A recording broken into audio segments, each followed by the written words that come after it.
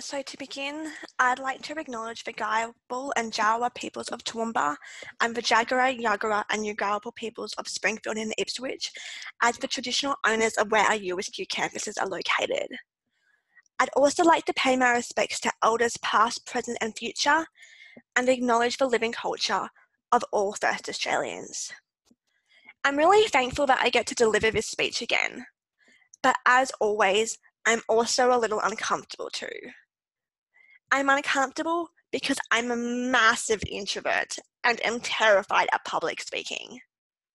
I'm uncomfortable because I'll be talking about a topic that, for whatever reason, generally makes a lot of people uncomfortable. And I'm uncomfortable that even in this day and age, we still need to have conversations about diversity, inclusion, equity, and respect. Despite how uncomfortable I'm feeling, I'm here. I'm here because I care and because I want to make a difference. I care because I live with a disability that affects my vision, hearing, spine, and joints. I'm hearing impaired and wear hearing aids every day. I'm also visually impaired and lost most of my vision from a retinal detachment at the age of 13. This is what a lot of my life has looked like. And although my vision has improved over time, losing my sight taught me that to truly understand inclusion, you need to understand exclusion. You need to acknowledge inequality and privilege in our society, and you need to care enough to make a change. Beyond my personal circumstances, I also care as a library professional because I believe diversity and inclusion is critical to the work we do. In libraries, we talk about advocacy a lot, but I think we need to start looking at activism more. Beyond all the political connotations associated with these terms, an advocate is simply one who speaks on behalf of another person, group, or cause, whereas an activist is a person who acts with intentionality to bring about social change. To me, practicing radical activism means we facilitate community conversations and work to diminish and ultimately eradicate systematic barriers. It means we ask difficult questions, have courageous conversations, practice compassion, and magnify voices and talents. It's not necessarily about having the solutions, but having the leadership to listen to ideas and bring communities to a table where everyone has a voice and is valued. I think we need to stop talking about people and start talking to people. Let's collaborate, co-create, and innovate with our communities. Let's be the type of profession that acts with inclusivity through our day-to-day actions, not merely our advocacy work. I think sometimes we get caught up thinking that since we're all nice people, inclusion will just take care of itself, right? Libraries are open to everyone. We don't discriminate. We don't make money. We're holders of diverse histories and diverse stories. However, inclusion doesn't just happen because we have good intentions. We have to work for it. We need to have some uncomfortable conversations with ourselves as a profession and as individuals. How can we be inclusive if our structures oppress or exclude people? If diversity is not reflected in our spaces? If the way people can belong is to change themselves, rather than for our spaces, services, and profession to change? These are questions that have been plaguing me for a while now, and although I don't have all the answers, I wanted to share some tips that I have learned from my personal and professional experiences on how we can make our libraries more inclusive. Firstly, let's start by being accessible. To quote Steve Krug, the one argument for accessibility that doesn't get made nearly often enough is how extraordinarily better it makes people's lives. How many opportunities do we have to drastically improve people's lives by doing our jobs a little better? As someone with a disability, Access to me is the floorboard of inclusion. I cannot tell you how many times I have been unable to see over a counter or reach something located on a shelf up high.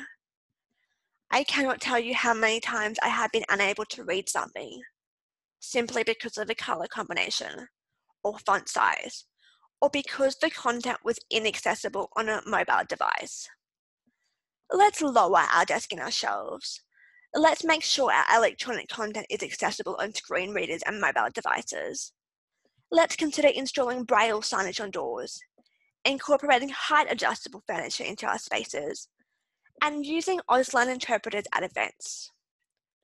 However, let's also remember that it's not just infrastructural changes that are important.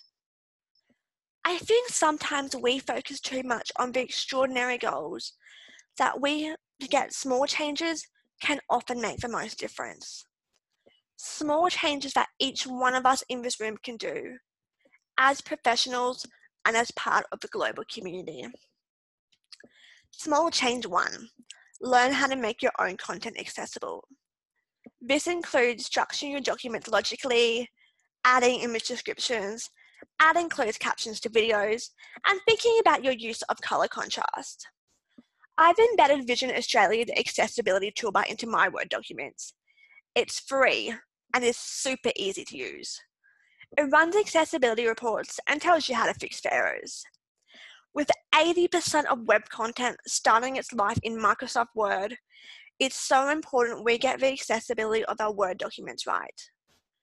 Fixing accessibility errors only takes a few minutes of your time, but can have a profound impact on someone's online experience.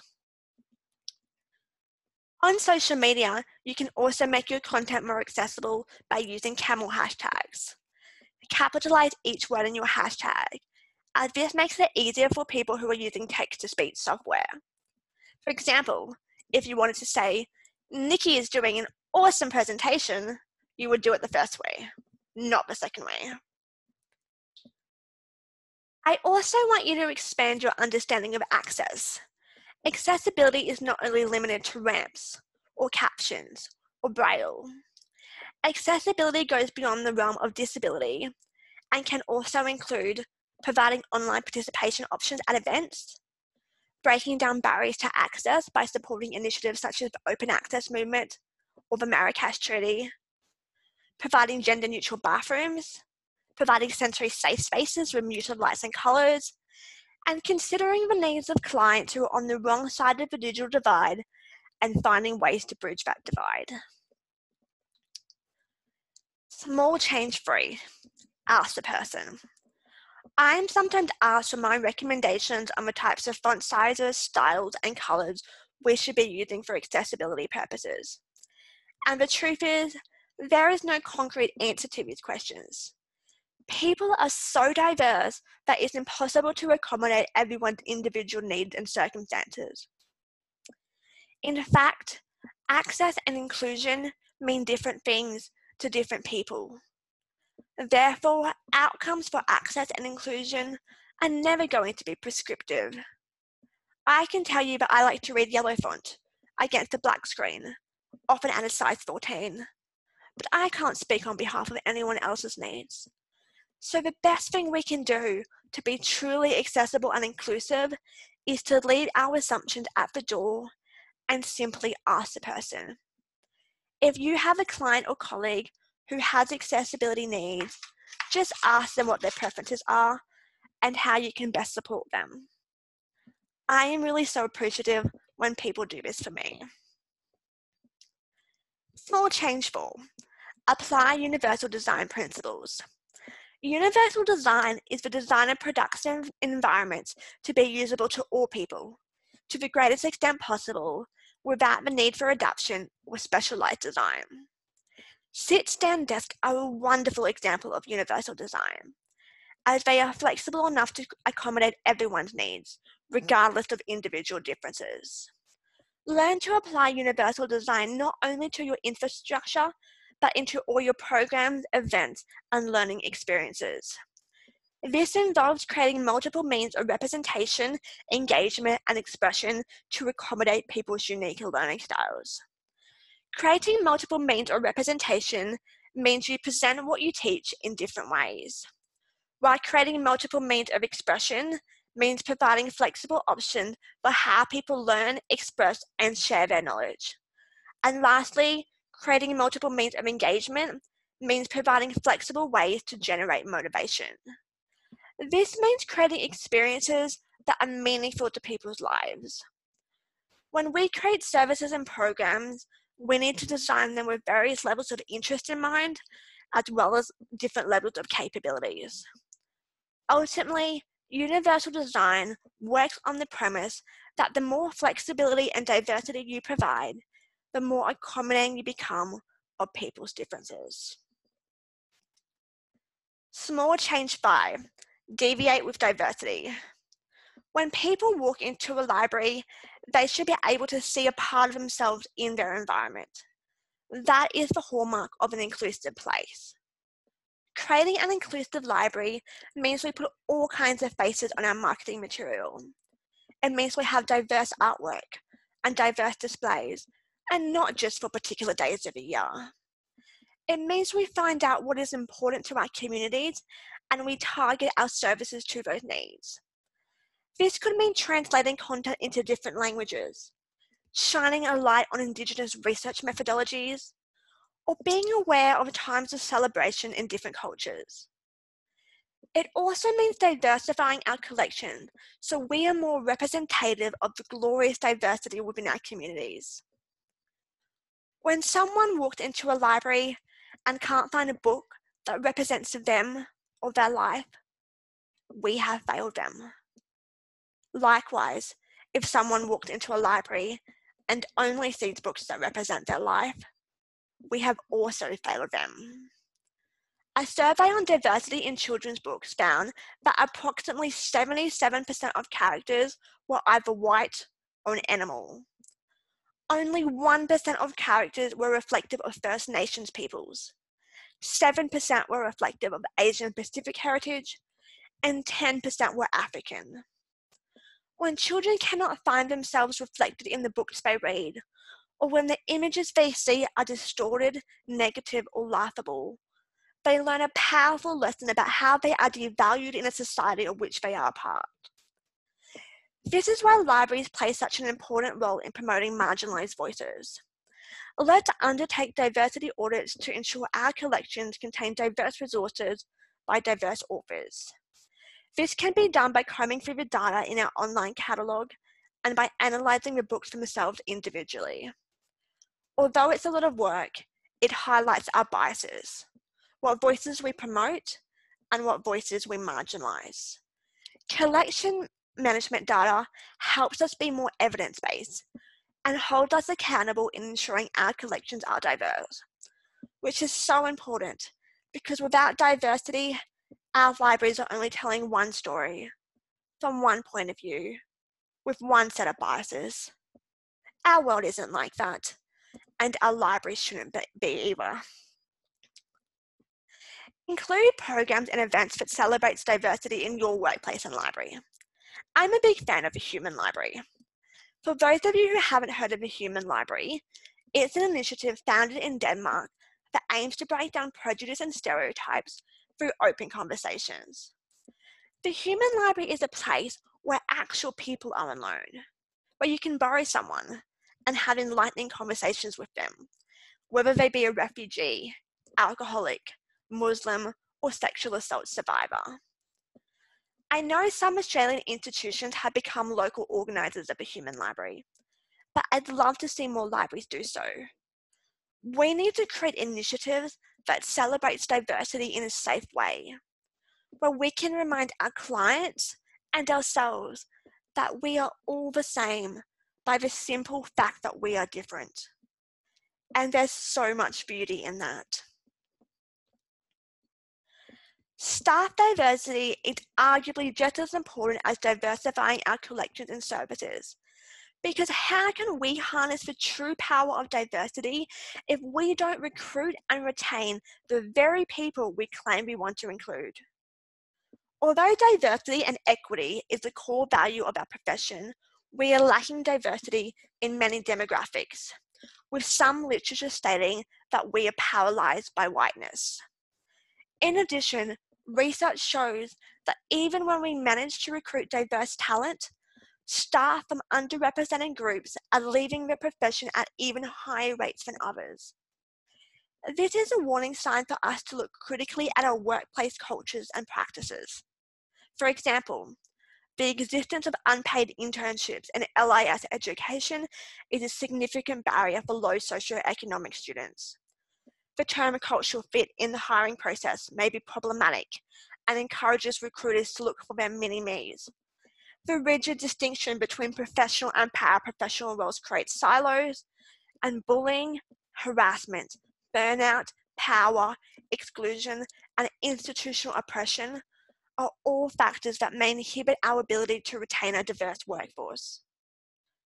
Having previously worked in HR as a diversity and inclusion officer, I believe these issues come down to bias and a lack of self-awareness. Biases are the stories we make up about people before we know them. We all have unconscious bias. It's a natural part of the human condition, but we need to learn to examine our biases. Small change 6, use inclusive language. I think language is one of the most underrated, but one of the most powerful enablers of inclusion. How we speak, write, and visually represent others is so important. Firstly, let's get rid of the library lingo. When we use language not commonly understood by others, we are automatically excluding them. Secondly, let's use non-binary language, they and their, instead of she, he, her, or him. This is particularly important for the LGBTIQ+ communities, as well as our work in achieving gender equality. For example, let's use the word firefighter instead of fireman. Let's also respect cultural protocols and be culturally sensitive. And lastly, let's focus on the individual, not the stereotype. As someone with a disability, this is particularly important to me. Throughout my life, I've heard phrases like people who suffer from a disability, or it's so great to see you overcoming your disability. When you pity people, you disempower them. Yes, I'm disabled, and yes, I will always be disabled. And yet, I'm still happy with my life. I don't suffer from a disability, and I've never overcome my disability. I just live with a disability. So I want to encourage you all to think about the language you use every day and ask yourself, am I being kind and am I being empowering? Because what we say and do and write and create truly matters.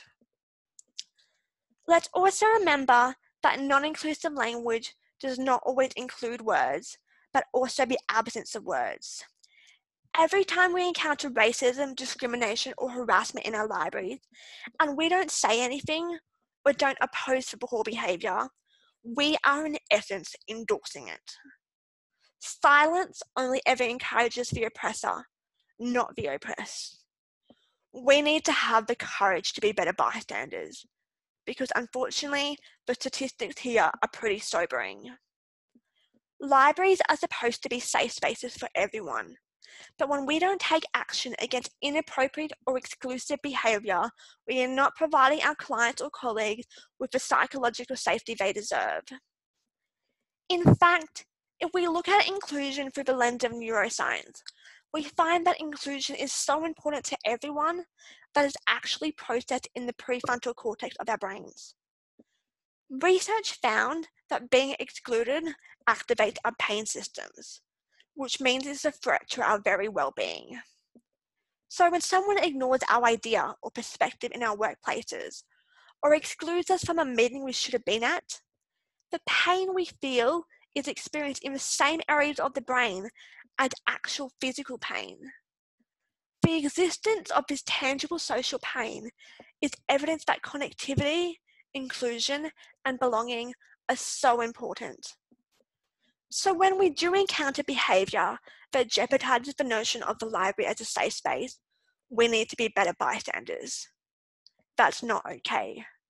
you need to stop, or we don't do that around here, are all good bystander intervention starters. We also need to look critically at our current practices.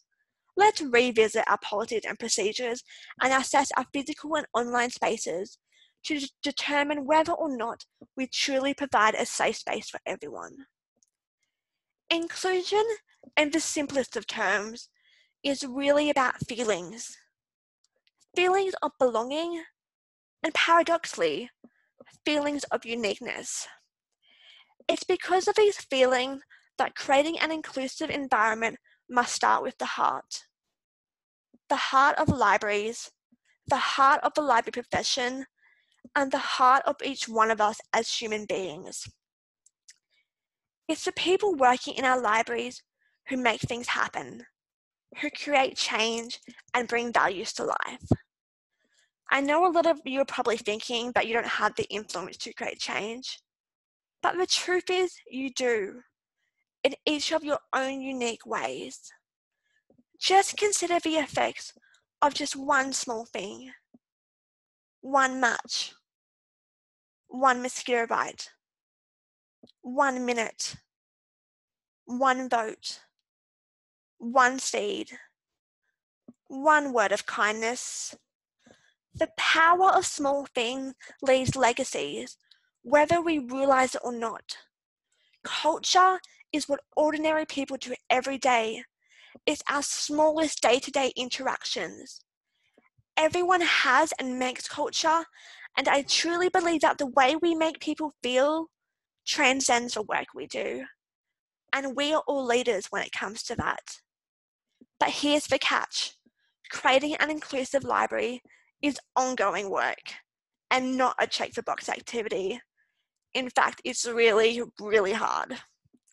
I've screwed up, made mistakes, and learned a lot about myself and others through my advocacy and activism work for inclusion. But I keep striving for inclusivity, one tiny step or change at a time, often quite imperfectly, but with a whole lot of passion. I really hope you'll join me, no matter how uncomfortable you feel. Thank you so much.